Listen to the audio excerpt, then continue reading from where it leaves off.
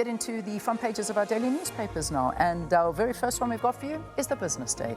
And as of many of these papers this morning, they have the photograph of Jesse Jackson. The Reverend Jesse Jackson leaves a towering civil rights legacy.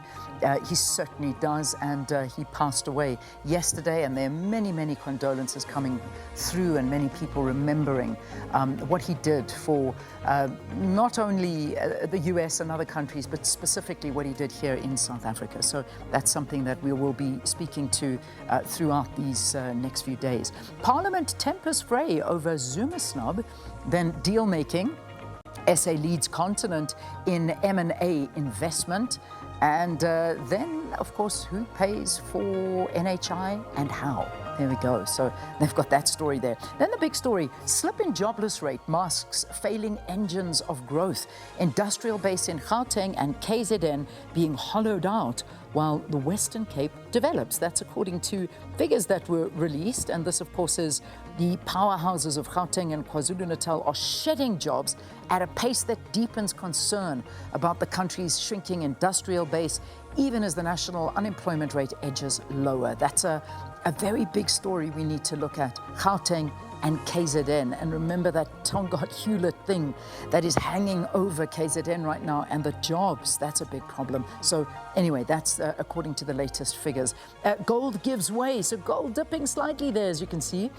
This was at 8 o'clock last night, $4,868. Remember when it went soaring up to $5,500. So that's a big one there. And then investors bail out. And that's Afrimat, JSE's worst performer. 7.7%. That, of course, was yesterday's stock markets. All right, Daily Dispatch now. Let's have a look at their top story. King Paulo Airport set for a 450 million rand liftoff.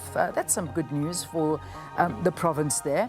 Planned upgrade aimed at improving passenger experience widely welcome. That's East London's King Paulo Airport undergoing that modernization, as they call it, as part of the 22 billion rand capital investment in airports across the country. So hopefully a wonderful moment for East London once that opens up.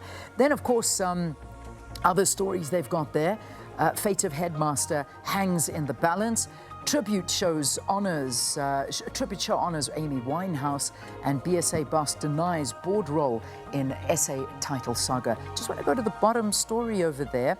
Eastern Cape loses 32,000 jobs as discouraged job seekers rise to 3.7 million rand. So you saw in the Business Day, they were highlighting how badly Gauteng, KZN are doing. Now the Eastern Cape is what you can focus in on as well. They recorded this massive decline in the fourth quarter of 2025, according to Stats SA. Those are the labor job or the labor force survey that is released quarterly. All right, that's the story on the Daily Dispatch. Let's take a look now at The Witness. And The Witness is talking to this story, preacher who identified her alleged abductors shot dead.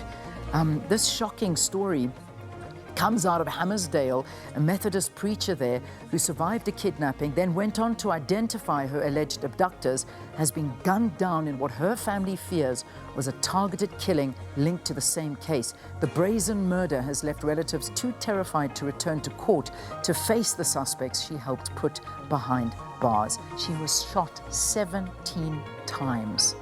Oh my goodness gracious me. So a very, very sad story. And then the beautiful, legendary South African storyteller, author and poet, playwright, activist and actress, and all-round amazing lady, Gina Mhlope, visited a school there yesterday to promote literature as a source of both knowledge and imagination. That's so lovely. Jesse Jackson hailed as a doyen of civil rights movement. They do a write-up of the late Reverend there.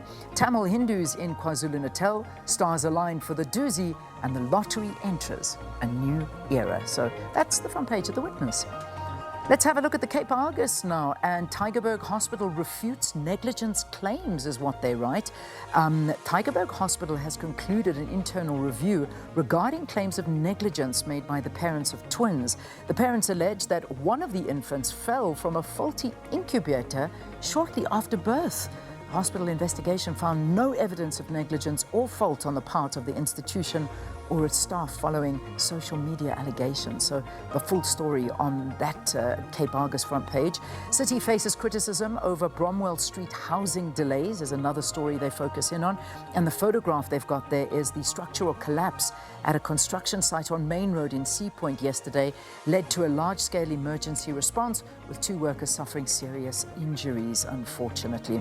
And then just in the corner there, the ANC has accused the Western Cape Education Department of oversight failure. So that's the front page of the Argus. Then let's take a look at the Sowetan now. And this front page, big photograph there of Jesse Jackson, the Reverend Jesse Jackson, farewell human rights champion, is what they write there.